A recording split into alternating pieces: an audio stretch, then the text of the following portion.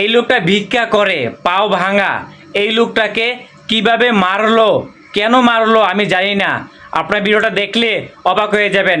কেন কি কারণে মারছে আমি সঠিক জানি না, কিন্তু এই লোকটার পা নাই, ওনাকে মারা কি ঠিক হয়েছে? আপনারা বলেন, দেখেন ভিডিওটা।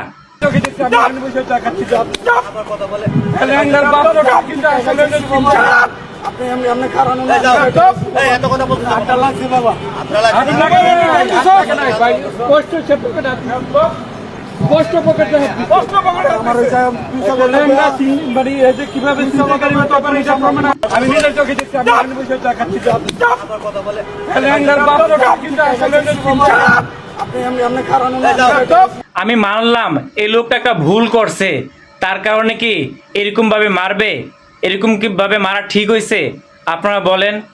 এটা একটা দুঃখজনক ভিডিও। প্লিজ ভিডিওটা শেয়ার করে অন্য কাউকে দেখার সুযোগ করে দিবেন আপনারা।